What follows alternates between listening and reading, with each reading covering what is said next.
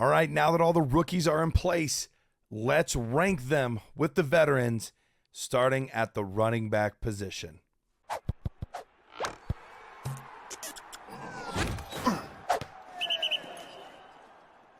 Welcome back to the Dynasty Nerds YouTube page. I am Garret Price. And yes, we're going to get into it today. We're going to be talking about my Dynasty running back rankings. Now, remember, this is Dynasty. This isn't redraft. Looks very different. Whereas normally you would see guys like Derrick Henry and Alvin Kamara up towards the top.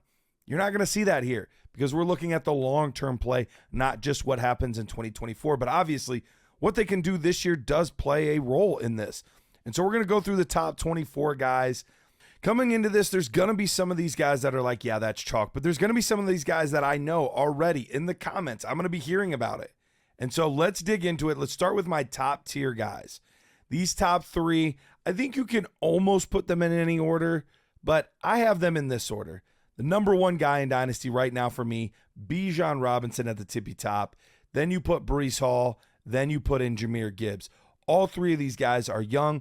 All three of these guys are in positions where they can succeed, and we've seen past success.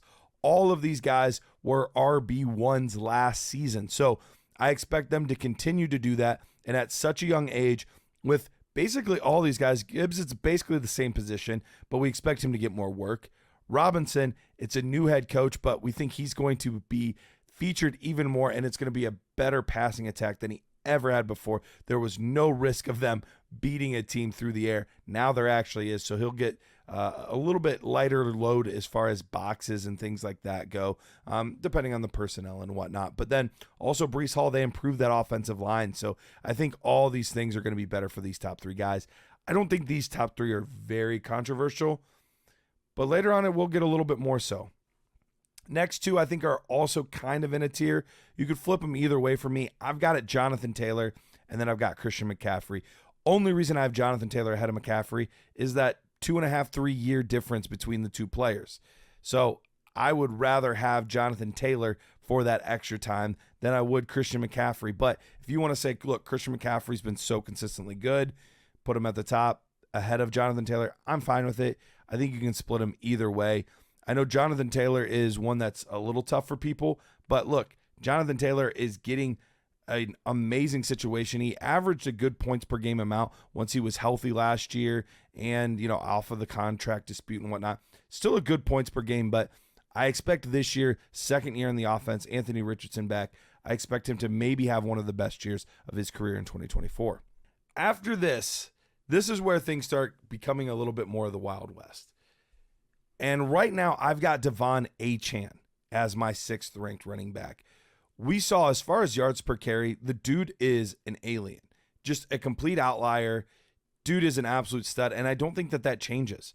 Raheem Mostert's getting older. If you're worried about Jalen Wright, it's the Mostert replacement. It has nothing to do with Devon Achane. Devon Achane is going to still be a guy that probably gets 12 to 15 touches a game. I don't think he's a guy that you want running into the back of his offensive lineman 25 times a game. He's somebody that you want to use on the perimeter in big plays and explosive opportunities. He's going to be used both in the run game and the pass game. I think he's going to be good for a very long time. And once again, young. Got an older guy here at the RB7 spot. I've got Saquon Barkley. I think it's going to be a very good situation for him in Philadelphia. And I still think he has 2 to 3 really good seasons left where we could see him on the cusp or in that top 8 to 10 range every single year. When you have that type of production, I like to look at these in 3 to 4 year windows at the running back spot. I think the next 3 to 4 year window looks pretty good for Saquon Barkley. At 8, did I say 7? I don't remember. 7, 8, I don't remember. Saquon Barkley's at 7. At 8, I've got Travis Etienne. This is where things start getting really tough for me personally. I know for other people it started at 5. But for me, this is where it starts getting really tough. Travis Etienne, I like a lot. Running back 3 last year. And he's going to get a solid workload. But we have heard that Tank Bigsby is going to cut in a little bit more. So we'll see. Is that coach speak? Is that actually going to happen? Tough to really know for sure. But I have him at running back 8 right now because of the youth and the production that we've seen happen for Travis Etienne. even as I'm looking at these, I'm still struggling. But at 9, I've got Kenneth Walker at the moment. I might even as weird, you know what? On the fly here, I'm switching it. I'm switching it. I'm not going to have Kenneth Walker at 9 because I have some concerns in this new offense that they're going to pass the ball more than ever. And I think that means Zach Charbonnet. So I'm bumping up 3 guys. Am I only doing 3? You know what? I'm going full crazy mode. I'm bumping up 4 guys ahead of him. 4 guys. Because I really do. I think there's going to be more Zach Charbonnet, especially in the receiving game, and who knows how that's going to turn out. So instead now, at running back 9, give me Josh Jacobs.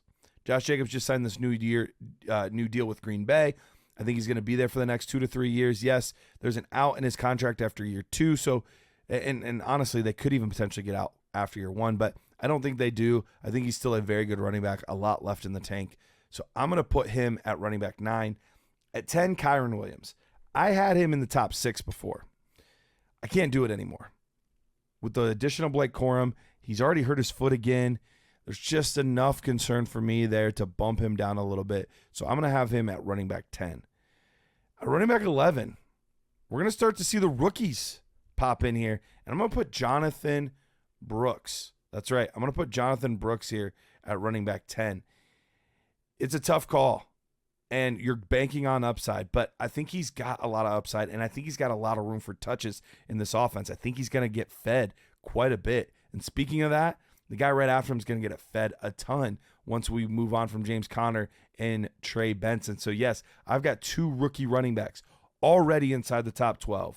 Yes, QI roll here. I know some of you will be doing that saying, we haven't even seen them step on the field, blah, blah, blah, blah, blah. Well, if you always wait for the top drafted running backs to step on the field, you're going to miss out on guys all the time because rookies do deserve to be in this discussion inside the top 12. Bijan Robinson, for most people, was one of, if not the top running back before he ever stepped onto the field. Running back 1 overall, not a running back 1, the overall running back 1. So, yes, I'm going to put Jonathan Brooks and Trey Benson right there at 11 and 12. And I'm going to put Kenneth Walker just outside. I had him higher, and the more I keep thinking through it, the more I keep talking about it, I'm concerned. He's already splitting time. He's not been the picture of health. There's just enough yellow flags there for me to bump him down outside of my top 12 and put him at 13. We might have another quote-unquote hot take moment here, but I still believe in this player. And when we get to the point of age and production, it's all up in the air. This is the point here at running back 14 where you could put about 10 to 12 different guys. And I don't know that you would have a strong argument against it. A lot of good backs in this range. And that's why if you're trading in this tier, figure out who somebody has as their running back 14 and try to get the guy that they have at 21, 22, because I think you're going to get a good value on that player. Because I think all of these guys are very similar. So, at 14, I've got Javonte Williams. I still believe in the player. He's coming off the ACL injury. We've seen in the past great production out of Sean Payton running backs. I think now fully healthy, Javonte Williams is going to give that to us. 15, I've got Najee Harris. I think it's a bounce back year for Harris. We already saw him just outside of the top 12 last year. And where did he thrive the most? When he was running back 3 in his rookie season, in the receiving game. I think we see a lot more checkdowns out of a Russ Wilson than we ever saw out of Kenny Pickett, and that's where he can really move up in fantasy football rankings.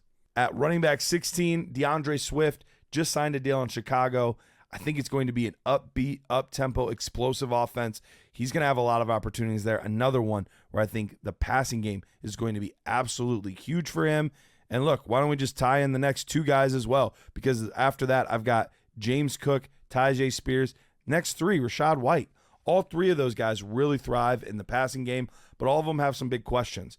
James Cook, is he ever going to be more than just that third down opportunity back? We saw it last year, but he wasn't overly effective. It was mostly in the receiving game where he was effective. They added Ray Davis. I know it wasn't high draft capital, but 4th round in this class isn't bad for a running back, and I think we see enough of a decrease in touches where he's going to fall down ranks a decent amount.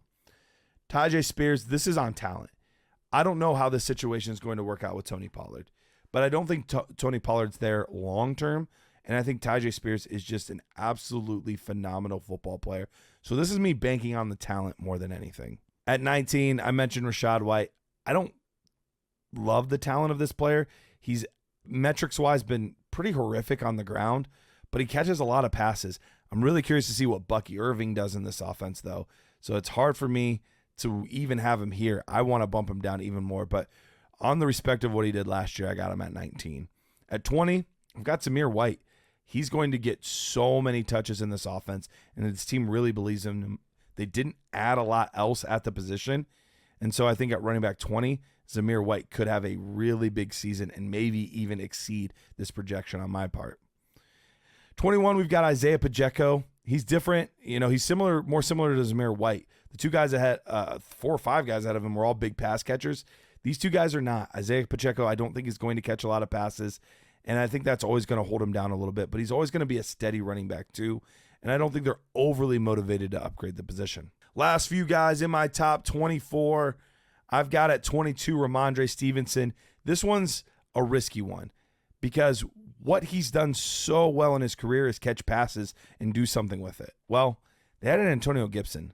Makes me a little bit nervous, but he is still young enough, and I believe in him enough that I'm going to keep him inside the top 24. But there's a couple guys just knocking on the door asking to be replaced, or asking to replace it, rather, Rhamondre Stevenson. 23, I've got Alvin Kamara. Yes, he's old, but man, he still produces. I think he's got another one under his belt this year, and it's enough for me to keep him up there. And then at 24, I've got Nick Chubb. I get it. You're concerned about the injury. I'm concerned about the injury, but he's got that backfield to himself. If we get anything close to old Nick Chubb, which it sounds like by a lot of the reports, he's coming back really strong. If he does, we still could have another year or two where we see fringe running back 1 type seasons out of Nick Chubb. So that's my top 24. Look, I know there's a lot of other names that people are going to be asking me about. Joe Mixon, Derrick Henry, all kinds of guys, Tony Pollard, David Montgomery. All good names, all good questions, maybe even some other rookies I should have put inside the top 24. But that's my top 24. Comment below who you would have in the top 24 that I didn't and who you would move out.